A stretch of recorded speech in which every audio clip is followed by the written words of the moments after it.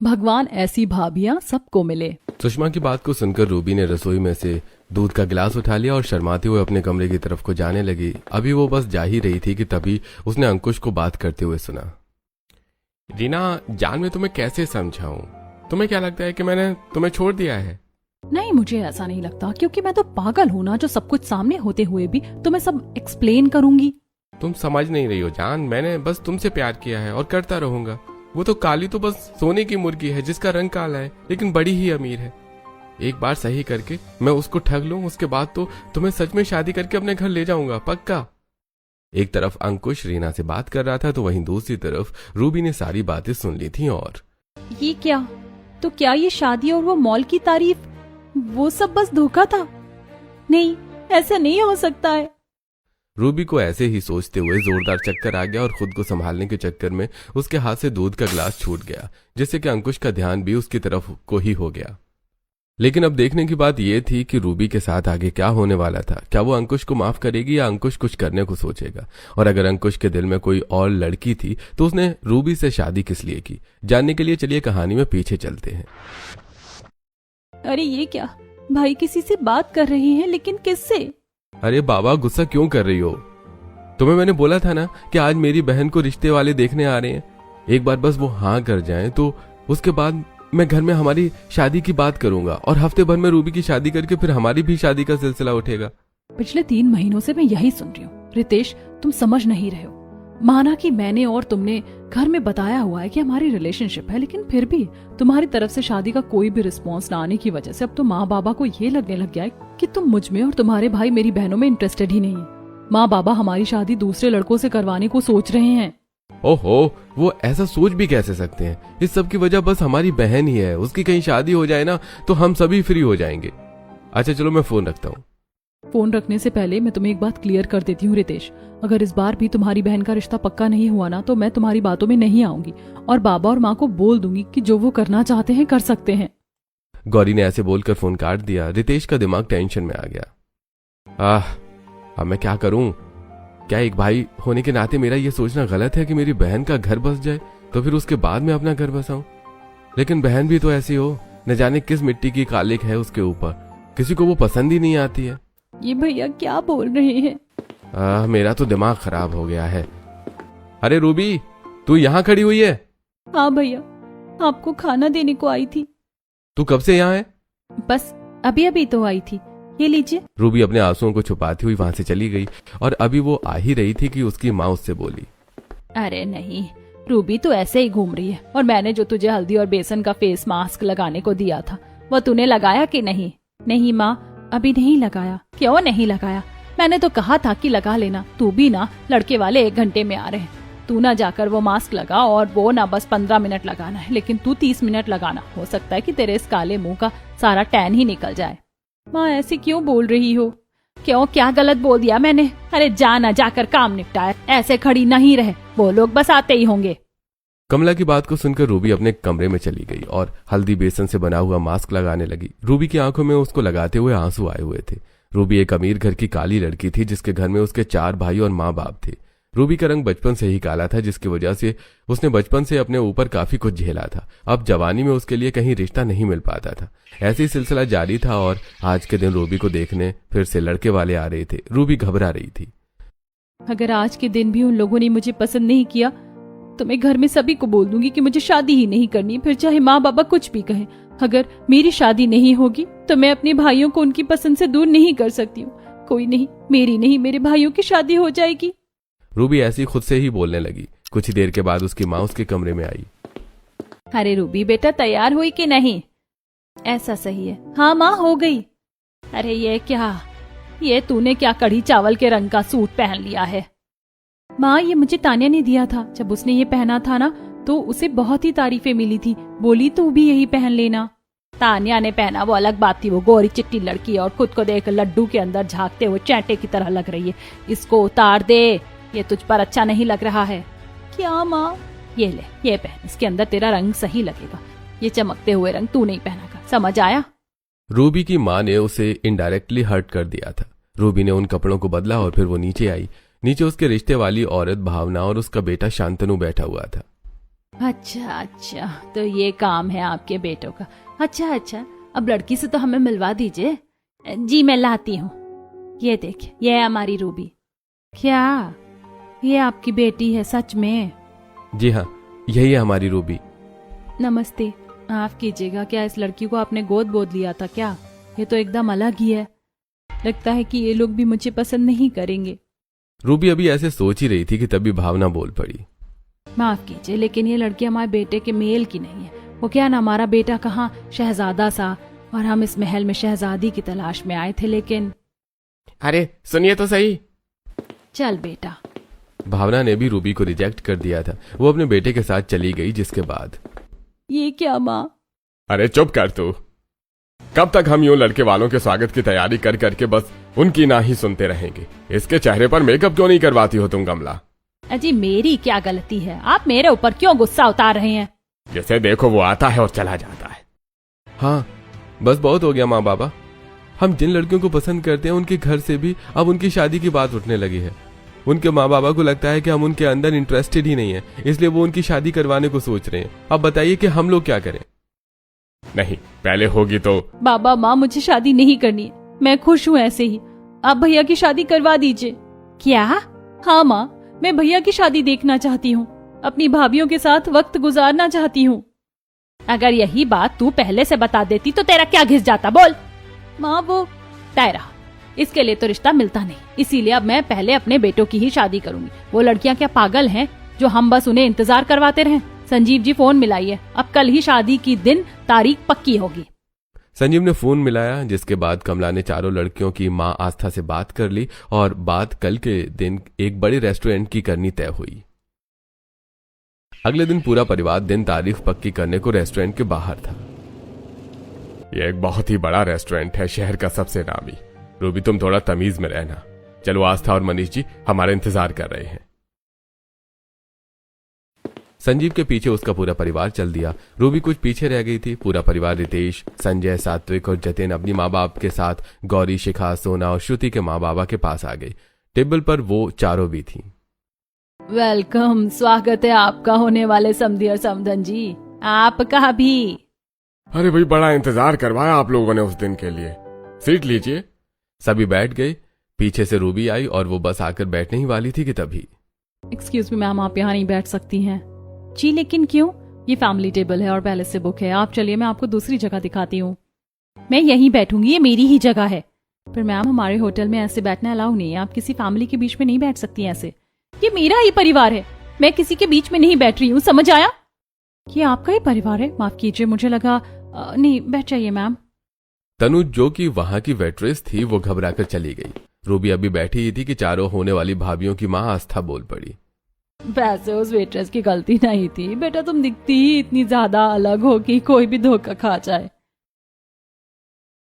माँ, आपको बताने की जरूरत नहीं है। एक तो पहले इतना ज्यादा एम्बैरेसिंग मोमेंट हुआ है उस बेचारी के लिए, और आप उसको बुरा फील करवा रही हो। अरे कुछ बुरा नहीं है इसके लिए, तुम ध्यान नहीं दो। बेचारी रूबी के दिल के बारे में किसी ने नहीं सोचा। उसको बहुत ही ज्यादा बुरा लगा था, लेकिन फिर भी रूबी के कंधे पर हाथ रखकर कोई सहलाने वाला भी नहीं था। सभी ने खाना खाया और शादी के दिन तारीख पक्की की, लेकिन रूबी कुछ नहीं बोली। एक हफ्ते बाद की शादी की तारीख पक्की हुई थी। घर में तैयारियां शुरू हो गई थी। आज के दिन रूबी अपनी माँ के साथ बाजार से आ रही थी कि तभी उन्होंने अपनी पड़ोस के घर से कुछ आवाजें सुनी। छोड़िए, मुझे आपसे कितनी बार कहना पड़ेगा, छोड़िए। माँ, ये कैसी आवाजें आ रही हैं? ये तो तान्या की ताई जी का घर है ना? हाँ तो रही है। अरे लड़ रहे होंगे ऐसे ही। आजकल के लोगों में बर्दाश्त कहाँ रह गई? जिसको देखो जरा जरा सी बातों पर काट खाने को आता है। चल तू ध्यान नहीं दे। कमला रूबी को ले आई, लेकिन रूबी का ध्यान उस लड़ाई में ही पड़ा हुआ था। उसने अपने कमरे में जाकर अपनी सहेली को फोन मिलाया और तान्या, आज तेरी ताई जी के घर से आवाजें आ रही थी। अरे हाँ, बस वो कुछ नहीं, मेरी बहन मतलब ताई जी की लड़की और उसकी भाभी के बीच लड़ाइयाँ हो रही थी। क्या ननद और भाभी के बीच इतनी जोरदार लड़ाइयाँ? और नहीं तो क्या। तुझे क्या लगता है कि नंद भाभी के बीच का रिश्ता बड़ा ही प्यारा होता है? उसकी भाभी एक नंबर की चांडाल है, और मेरी भी तो अब एक भाभी आ गई है। मैं तो उनसे भी बड़ी परेशान हूँ। जल्दी से जल्दी बस मेरी शादी हो जाए। क्या भाभियां इतनी खराब होती हैं? हाँ और नहीं तो क्या। वैसे तू क्यों इतनी परेशान हो रही है? अरे हाँ, तेरे भाइयों की भी तो अचानक में शादी हो रही है। भाई अब तो तू गई, अब तो तेरी फील्डिंग सेट है। तेरी तो 4-4 भाभियां आएंगी। मुझे नहीं ऐसे डरा। थोड़ा तो डरना पड़ेगा। अच्छा मेरी एक बात सुन, एकदम लाखों की बात है, तू ना अपनी भाभीियों से ज्यादा मतलब वास्ता नहीं रखना, समझ आया? मतलब ना उनसे बोलना, ना ही ज्यादा उनकी सुनना, और कोई राज वाली बात तो बताना ही नहीं, इससे ना आगे की तुझे ही फायदा होगा, समझ आया तुझे? क्या सच? हाँ ठीक है, अगर तू कह रही है तो। रूबी ने अपनी सहेली की बात को मान लिया और फैसला किया कि अब वो अपनी भाभीियों के आने के बाद ज्यादा उनके पास नहीं रहेगी। देखते ही देखते रूबी के भाइयों की शादी का दिन भी आ गया और अभी उसकी भाभियां अपने गृह प्रवेश के लिए दरवाजे पर खड़ी हुई थी। हाय कैसी चांद की चांदनी जैसी बहू है मेरी, रुको मैं अभी तुम्हारा गृह प्रवेश करवाती हूँ। अरे रूबी तू यहाँ खड़ी हुई है ना, जल्दी से जाकर अपनी भाभीियों के लिए गृह प्रवेश की थाली ला। जी माँ मैं ले आई, आप ये लीजिए। मुझे क्यों दे रही है, तेरी ही तो भाभियां हैं, तेरा अधिकार है, चला तू जाकर अपनी भाभीियों का गृह प्रवेश करवा। जी माँ। अरे कमला बहन ये क्या कर रहे हो? क्या हुआ हेमा आंटी? नहीं बहुओं का स्वागत अपनी इतनी काली बेटी से करवा रही हो, घर में खुशियों का उजाला आने से पहले अंधेरा हो जाएगा। अरे हाँ ये तो मैंने कभी सोचा ही नहीं, इससे ये ले लो और तुम प्रवेश करवाओ, लक्ष्मी जैसी बहुओं का इस काले साए से करवा रही हो। कमला ने हेमा की बात को सुनकर रूबी से गृह प्रवेश की आरती की थाली ले ली, जिसके बाद माँ मुझे कमरे में चले जाना चाहिए। रूबी उदास होकर अपने कमरे में चली गई। मैं दुखी क्यों हो रही हूँ, मुझे तो इस बात से फर्क ही नहीं पड़ना चाहिए, मुझे तो मेरी भाभीियों से दूर ही रहना है ना। रूबी ऐसे ही खुद को समझाने लगी। वहीं दूसरी तरफ उसकी भाभियां गृह प्रवेश के बाद अपने कमरे में चली गईं और सात्विक सोना आज आखिरकार ये दिन आ ही गया। कब से हम इस दिन का इंतजार कर रहे थे, तुम खुश तो हो? हाँ खुश तो बहुत हूँ, लेकिन अपनी नंद के लिए बुरा भी लग रहा है। सात्विक माँ जी को ऐसा नहीं करना चाहिए था, उन्हें बुरा लगा होगा। अरे तुम रूबी को छोड़ो, उसके लिए कोई बड़ी बात नहीं है, उसको तो इस सब की आदत है। तुम कहाँ उसके बारे में सोचने लगी? आज हमारा खास दिन है, चलो मुस्कुराओ। सोना की तरह बाकी रूबी की भाभीियों को भी उसके लिए बुरा लग रहा था। ऐसी सुबह हो गई और आज के दिन चारों ही बहुओं की पहली रसोई की रस्म होनी थी। नमस्ते माँ जी, बाबा जी। नमस्ते बहुओं, उठ गई तुम? कितनी प्यारी लग रही है मेरी चारों बहुएं। प्यारी तो होंगी ही, आखिर सास जो इतनी अच्छी है। वो तो है। माँ जी हमारी ननद कहाँ है? माँ ये लो आपकी चाय। अरे रूबी तुमने क्यों माँ जी के लिए चाय बनाई? अब हम आ गए ना, अब ये घर के काम तुम हमारे ऊपर छोड़ दो। नहीं भाभी मैं ठीक हूँ। रूबी भाभीियों के आने के बाद भी अपने कामों से पीछे नहीं हट रही थी। ऐसी दोपहर हो गई और अब बहुओं की पहली रसोई की रस्म करने की बारी थी। बहुओं काफी वक्त हो रहा है तो तुम एक काम करो, जाओ जाकर तुम अपनी पहली रसोई बना लो, सभी को कुछ ही देर के बाद भूख लग जाएगी। जी माँ जी बताइए क्या बनाना है? मैं तुम्हें क्या बताऊं, जो तुम्हें अच्छे से आता हो वही बना लो। वैसे पहली रसोई का खाना तो भाभियां अपनी नंदों की डिमांड पर बनाती हैं। चलो रूबी दीदी आप बताओ कि आपको क्या खाना है? क्या मैं बताऊं? नहीं नहीं भाभी मुझे नहीं बनवाना है कुछ भी। क्या हो गया है? कुछ नहीं, आपका जो मन हो बनाओ, मेरी कोई ऐसी डिमांड नहीं है। रूबी ने ऐसे बोलकर बात को खत्म कर दिया और वो अपने कमरे में चली गई। अरे रहने दो, इससे क्यों पूछ रही हो, कोई फायदा नहीं है, जो कुछ आता हो आप लोगों से वही बना लो, शुद्धि भाभीियों के साथ संभल कर खाना बनाना। जी? रूबी अपने कमरे में चली गई और भाभियां रसोई में खाना बनाने को आ गईं। पता है मुझे ना रूबी के लिए बहुत बुरा लगता है, बेचारी उसके साथ अच्छा सुलूक नहीं होता है। वो भी तो हमारे साथ अच्छी नहीं है, अगर हम उसके साथ अच्छा करने की भी सोचें तो क्या ही किया जा सकता है। ऐसा नहीं है, मुझे तो रूबी की आंखों में घबराहट और एक उदासी दिखाई देती है। सच कहूँ ना, मुझे ऐसा नहीं लगता कि जो रूबी दिखा रही है वो सच में है। अरे नहीं दीदी, ये तेल तो उड़ रहा है, अब क्या करूं? शिखा ने चिल्लाकर सभी का ध्यान अपनी तरफ को कर दिया, जिससे कि रूबी के बारे में बात ही खत्म हो गई। कुछ ही देर के बाद बहुओं ने खाना लगा दिया और सभी खाना खाने को बैठे। रूबी भी डरते डरते बैठ गई थी और अरे क्या बात है, इसको बोलते हैं खाना। सच में मजा आ गया। बाबा ऐसी बात है तो और लीजिए। अरे बहुत ही ज्यादा लजीज खाना बनाया है। मेरी बहुओं ने बनाया है, इन्हें तुम ऐसे ही समझ रहे हो? तूने क्या मुंह में दही जमा लिया है, तू भी कुछ तारीफ कर दे। क्या माँ? हाँ बहुत अच्छा खाना है सच में भाभी। अच्छा खुशी हुई सुनकर, थोड़ा और ले लो। नहीं बस मेरा खाना हो गया, मैं जा रही हूँ। रूबी ऐसे बोलकर उठ गई। उसकी भाभीियों को उसका बर्ताव अजीब लग रहा था, लेकिन वो कुछ नहीं बोली। ऐसी अब रूबी के भाइयों की शादी हुए 1 हफ्ता हो गया था और इस 1 हफ्ते में अभी भी रूबी अपने भाभीियों से घुली मिली नहीं थी। ऐसे दिन गुजर रहे थे और आज के दिन चारों भाभियां ही सोफे पर बैठी हुई बातें कर रही थी। वहीं कमला भी बैठी हुई थी। अच्छा तो तुम सभी ने ही एमए तक की पढ़ाई की हुई है, वैसे कुछ भी कहो सुंदर लड़कियां एमए ही करती हैं। अरे माँ जी ऐसा तो कुछ नहीं है। अच्छा आप ये सब छोड़िए, ये बताइए कि आप हमारे साथ शॉपिंग करने कब चलेंगी? जब तुम ले जाओगी तुम्हारी सास तो तभी आ जाएगी। अरे माँ जी आप भी ना, हम क्या आपको मना कर रहे हैं। अच्छा रूबी दीदी कहाँ है? माँ मैंने खाने के बाद के बर्तन साफ कर दिए, आप चाहे तो देख सकती हैं। बहुत अच्छे। अरे रूबी यहाँ आओ, तुम क्यों काम करती रहती हो? नहीं मैं ठीक हूँ और काम करना मेरा फर्ज है, मैं आपकी शादी के पहले भी करती थी, अब मैं जा रही हूँ। रूबी आज भी अपने कमरे में चली गई, लेकिन आज के दिन उसकी भाभियों ने उसको अकेला नहीं छोड़ा। मुझे ऐसा लगता तो नहीं है कि मेरी भाभियां भी बाकी भाभियों की तरह हैं, लेकिन मैं ये सब क्यों सोच रही हूँ। वैसे भी जिसका अपनी भाभियों से रंग नहीं मिलता उसका दिल क्या मिलेगा। रूबी की बात को उसकी भाभियां सुन रही थीं, वो पीछे से बोली, और किसने कहा कि घर वालों से रंग का मिलना जरूरी है? अरे भाभी आप क्या बात है, मैं कुछ नहीं बोल रही हूँ। तुम्हें कुछ बोलने की जरूरत भी नहीं है, हम जानते थे रूबी कि तुम्हारी हमसे बात करने की वजह यही होगी। तुम लोगों के तानों से परेशान होना, फिक्र मत करो, हम तुम्हारी भाभियां कभी तुम्हारे ऊपर एक आंच तक नहीं आने देंगी, बस तुम हमें एक मौका तो दो। शिखा की बात को सुनकर रूबी खुश हो गई, जिसके बाद वो सब कुछ भूलकर अपनी भाभियों के साथ ही बैठ गई और उनसे बातें करने लगी। ऐसे ही गौरी ने रूबी के पांव देखे और ये क्या तुम्हारे पांव तो इतना काम करने की वजह से सूज गए हैं। रूबी लाओ मैं इनके ऊपर ट्यूब लगा देती हूँ। नहीं भाभी उसकी जरूरत नहीं है, मैं ठीक हूँ। क्यों नहीं है, पहली बार तो हमारी नंद हमारे पास बैठी है, चलो आओ, मना नहीं करते। ऐसे बोलकर गौरी ने रूबी के सूजे हुए पांव पर ट्यूब लगाना शुरू किया और शिखा ने उसके सर की मालिश कर दी, जिससे रूबी की आंखें बंद हो गईं और कुछ देर के बाद वो बोली, लोगों की भाभियां होती होंगी खराब, मेरी भाभियां तो हीरा है हीरा। सच में भाभी मुझे माफ कीजिए, मैंने आपको गलत समझा। माफी ऐसे नहीं मिलेगी, अब तो कल हमारे साथ आपको मॉल चलना ही पड़ेगा। रूबी अपनी भाभियों की बात को सुनकर राजी हो गई। ऐसे ही अगला दिन निकल आया और आज के दिन पांचों नंद भाभी मिलकर घर के काम कर रही थीं। भाभी मैंने ये साफ कर दिए हैं। अरे वाह मेरा काम आसान हो गया। अच्छा रूबी दीदी मैंने आपका नाश्ता बना दिया था, आप कर लीजिए। जी भाभी आपका शुक्रिया। रूबी नाश्ता करने को आ गई, जिसके बाद नाश्ता करके वो गौरी का हाथ बटाने के लिए गार्डन में पौधों को पानी देने में उसकी मदद करने लगी। आपको पता है भाभी, ये पौधा मैंने रितेश भैया से लड़कर लगाया था।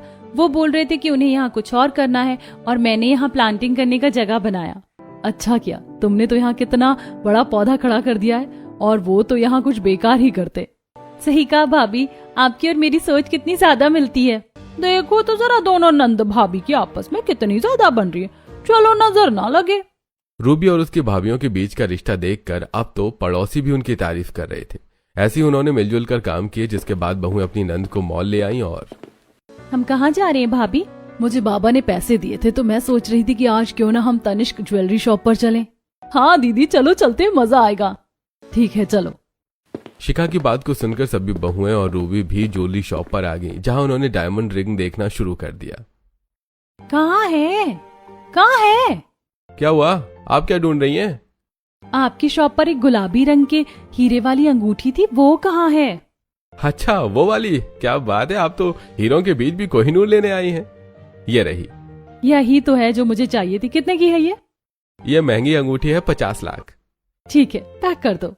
सोना की बात को सुनकर अंकुश हैरान हो गया, क्योंकि अंगूठी बड़ी ही महंगी थी और फिर उसने उसको वो पैक करके दे दी। भाभी ये अंगूठी तो बहुत ही ज्यादा प्यारी है, सच में। क्या तुम्हें ही अच्छी लग रही है रूबी? ठीक है इसको तुम ले लो। नहीं नहीं ये इतनी महंगी मैं नहीं ले सकती हूँ। नहीं नहीं अब तो तुम्हें ये लेनी ही पड़ेगी, चलो लो।